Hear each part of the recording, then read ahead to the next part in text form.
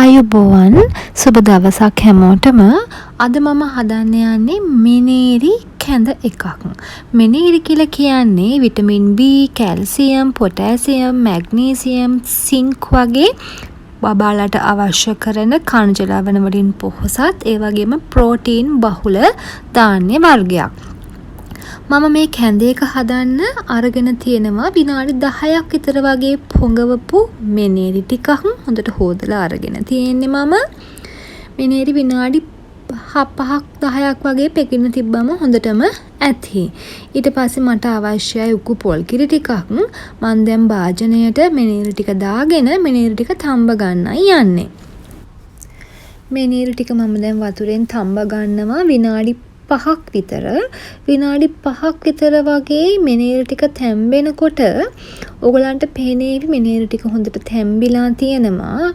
එතකොට මේකේ වතුර ටිකත් හොඳට උරාගෙන මිනේරි බත් වෙලා වගේ ඔයගලන්ට පේනේවි.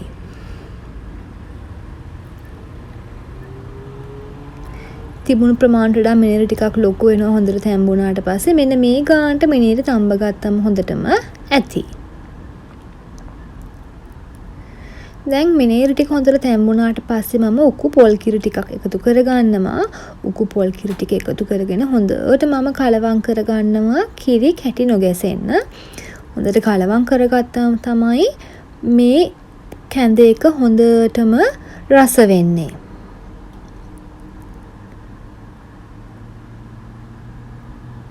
හොඳට හැඳි ගන්න. හරි. දැන් මේ වගේ මම හොඳට නටනකම්ම පොල් කිරි ටික හැඳි ගා ගන්නවා. කැඳ එක හොඳට උක්කු වෙනකම්. දැන් ඔයගොල්ලන්ට පේනවා ඇති තිබුණට වඩා දැන් කැඳ එක හොඳට උක්කු වෙලා තියෙන්නේ. දැන් මේ ප්‍රමාණයට උක්කු වෙලා කැඳ එක හොඳට නටනකොට ලිපෙන් ඕෆ් කරගෙන මම දැන් මේ කැඳ එක ටිකක් නිවෙන්න අරිනවා.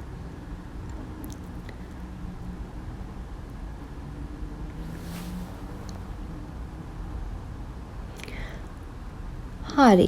ඊට පස්සේ මම මේක බබාට දෙන්න කලින් මේක හොඳට මම බ්ලෙන්ඩ් කරගත්තා. මොකද බ්ලෙන්ඩ් කරගත්තම තවත් ක්‍රීම් ගතිය වැඩි වෙනවා. කැමති නම් බබාලට ඒ විදිහට උනත් දෙන්න පුළුවන්.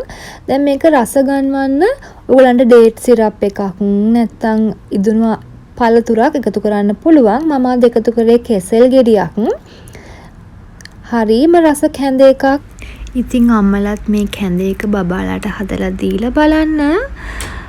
තවත් දවසක මේ වගේ රසවත් රෙසිපි එකක් අරන් එනකන් හැමෝටම සුබ දවසක්.